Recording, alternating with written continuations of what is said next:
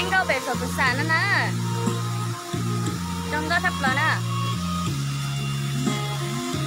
Mình sủi mà. Đó thì dạ. Đây tôi nhớ sổ tự sản tôi bé xin nó. Thì tôi bé nó ngon nè.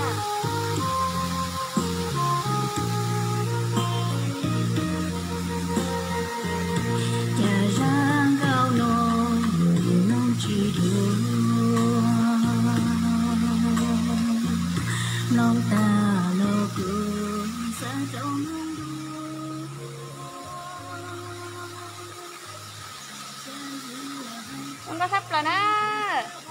Do ta chơi nó hiện vô mà.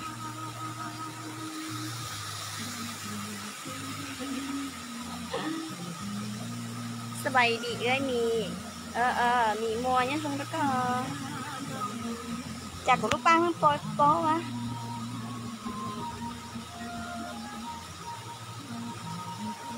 À, thích cho.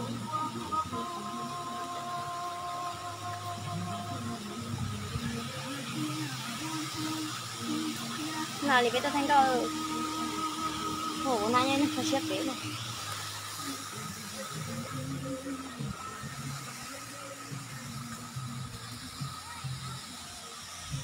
Em nói cho. Nó nơ. Được lên chân chân. Nó sủi mátเลย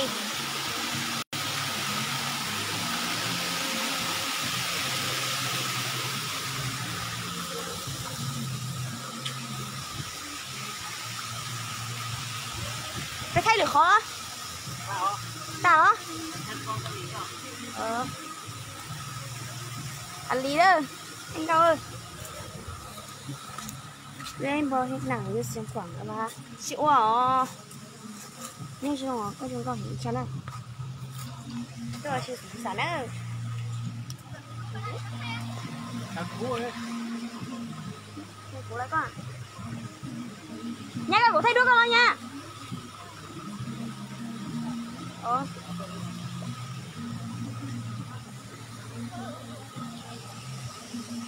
tuần xay là nó trời ơi tôi không có đã nhất mà có lúc bên vui trà cô lúc bên số nhiều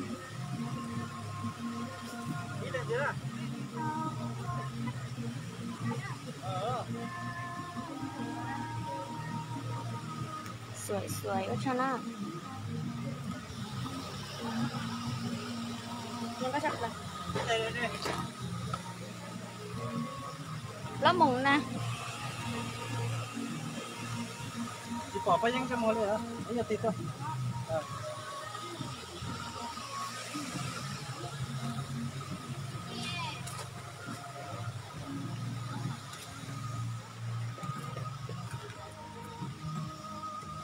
xong đó sắp lại đi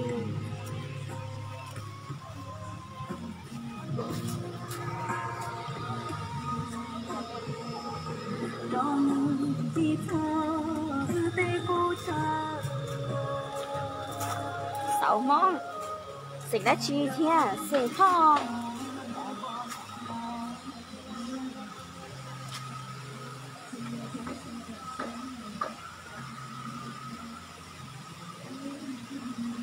lời nhá nó nên nó lời giờ bay bị cười kho